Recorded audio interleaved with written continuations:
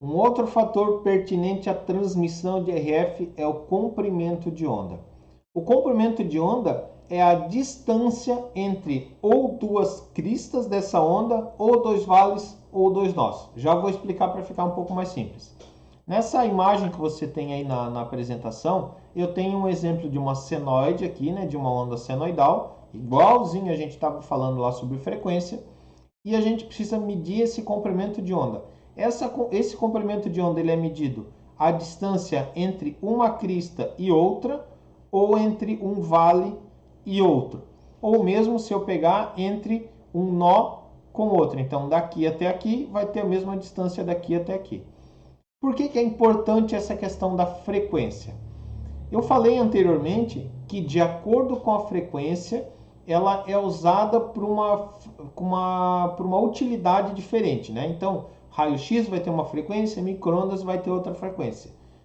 A diferença entre eles também é o comprimento de onda. Imagina aqui comigo o seguinte: eu tenho daqui até aqui, né? Então, daqui inicia. Deixa eu pegar aqui, vou fazer um traço aqui em cima. Então, aqui até aqui, eu tenho a minha onda completa, né? Então, zero, topo, né? Que seria a crista, zero novamente, vale e zero novamente. Aqui é a minha onda completa. Se eu tiver uma onda a cada segundo, eu tenho 1 Hz. Se eu tiver duas, tenho 2 Hz. Se eu tiver 1000, tenho 1000 Hz. E assim por diante. Então, à medida que a frequência vai aumentando, esse comprimento de onda vai diminuindo. E o que faz essa onda passar ou não passar por algum corpo é o comprimento de onda.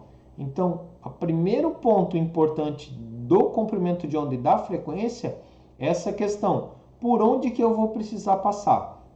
Vamos dar um exemplo aqui. Eu preciso transmitir um sinal da Terra para um satélite. Para eu transpor a atmosfera da Terra, eu tenho que ter uma frequência. Agora, se eu quiser atravessar, por exemplo, um sinal de um lado do planeta até o outro pela Terra, eu tenho que ter uma outra frequência para fazer transpor esse sinal. Existe essa possibilidade? Existe. Cada frequência tem a sua função. Mas o que vai realmente mudar é o comprimento de onda. O comprimento de onda que vai dizer se eu vou conseguir passar por um determinado material ou não vou conseguir. Outro ponto importante sobre o comprimento de onda é que ele também é importante a gente entender ele na hora de receber esse sinal, pois as antenas elas devem ser sempre construídas de acordo com o comprimento de onda. Essa medida do comprimento de onda tem uma fórmula, agora que eu vi aqui que eu cometi um erro. Então aqui é onda, né? Não é onde. Então esse comprimento de onda a gente consegue medir ou consegue determinar a partir de uma fórmula matemática. Essa fórmula matemática é essa daqui. Comprimento de onda, que o símbolo dela é o lambda, né? Uma letra grega. Comprimento de onda é igual à velocidade da luz dividido pela frequência. Já vou te mostrar aonde que isso daí entra na prática. O ideal é que uma antena tenha pelo menos o tamanho de um comprimento de onda. Então, deixa eu botar aqui a antena, né? Antena. O ideal é que a antena tenha um comprimento de onda.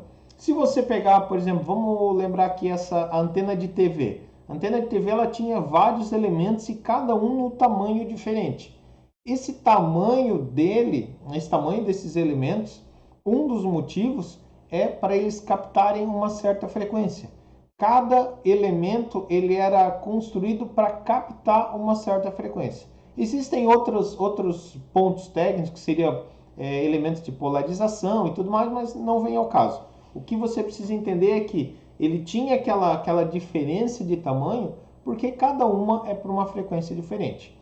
Se você pegar, por exemplo, uma antena de rádio, né? Uma antena de rádio de carro, ela também, você estica ela ou baixa, né? Hoje em dia a gente já nem usa um tamanho só, mas ela também era para cada uma para uma frequência diferente. Então você abria, deixava ela o quanto maior possível para ela captar. A questão é que ela precisa ter, no mínimo, o comprimento de onda ou uma parcela dele. Já vou deixar mais claro isso daqui, ficou meio confuso, mas eu já vou deixar claro. O que a gente precisa entender é que o tamanho da antena varia de acordo com a frequência que ela precisa receber. Vou dar um exemplo bem claro agora aqui para vocês. Deixa eu só trocar de tela aqui. Vamos para essa outra aqui. Vamos fazer um cálculo então aqui. Então nós temos aqui o nosso comprimento de onda. Vou deixar a fórmula aqui em cima, né? Deixa eu copiar o lambda aqui para aqui. Aqui. Então o comprimento de onda, que ele fica voltando aqui, não é para fazer autocorreção. Aqui. Então o comprimento de onda é igual à velocidade da luz, que é 300.000 quilômetros por segundo.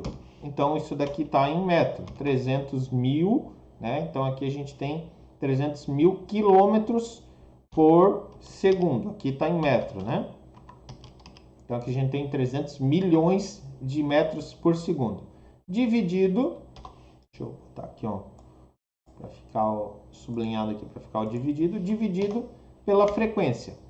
Vamos pegar aqui uma frequência que a gente usa no dia a dia na segurança eletrônica, que é o 433 MHz. Na realidade, a frequência que a gente usa é 433,92.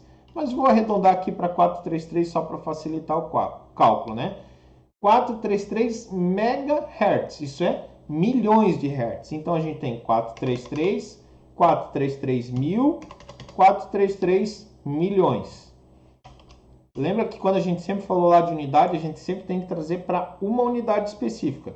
Como eu quero saber em metro, eu tenho que trazer para metro. Segundo, não tenho o que fazer. E a frequência ela é medida em segundo também, né? Por isso que ali em cima vai estar em segundo também.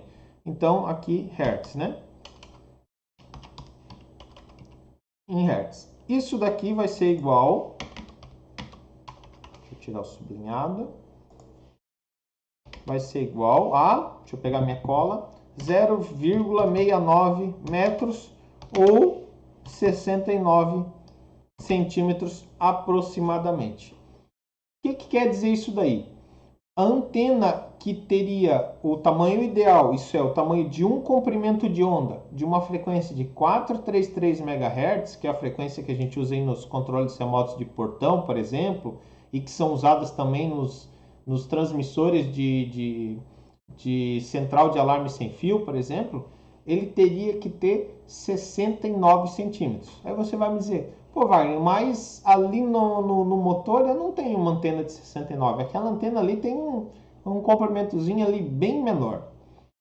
Aí vem o seguinte, essa frequência, esse tamanho para essa antena não ficar muito grande, em alguns casos ele é dividido em meio, ou 1/4 da frequência, ou 1/8 da frequência, ou 1/16 da frequência, ou 1/32 e assim por diante. Então é dividido para ele pegar uma porção dessa frequência, mas de acordo com a frequência base. Então se eu tenho aqui 69 centímetros, eu já vou direto calcular 1/4. Então 1/4 de 69 centímetros vai dar aproximadamente 1/4 de 69 centímetros, vai dar aproximadamente, igual a aproximadamente 17 centímetros. Então, se você pegar lá a antena do motor, a antena da receptora de controle remoto do motor, e você medir, provavelmente ela vai ter uma medida próxima a isso daí, próxima de 17. Aqui eu estou arredondando, né? Porque, igual eu falei, seriam 433,92, né? 433.920.000. Então aqui eu arredondei só para facilitar o cálculo, para não ficar tão quebrado. Mas vai ser algo em torno disso daqui. Ah, eu quero melhorar a recepção dessa minha antena lá. O que eu posso fazer? Se eu estou usando 1/4 do comprimento de onda, eu posso usar... Deixa eu só diminuir aqui. Está quase saindo da tela. Então eu posso usar meio comprimento de onda. Aqui. Posso usar meio comprimento de onda. Se eu usar meio comprimento de onda, eu vou ter 34,5 centímetros. Então, se eu tirar aquela antena que tem lá de 17 centímetros e colocar uma antena ali de 34, 35 centímetros, provavelmente eu vou melhorar a recepção do meu sinal de controle remoto. Se eu pegar e colocar uma de 69, vai melhorar mais ainda. Se eu aumentar, não vai fazer diferença, porque daí eu já passei do comprimento de onda. Então sempre vai ser do comprimento de onda para baixo. Por isso que é importante você entender esse conceito. Ah, estou trabalhando com 433, preciso melhorar o sinal de antena. Você sabe que pode calcular o tamanho da antena necessário para poder receber melhor esse sinal.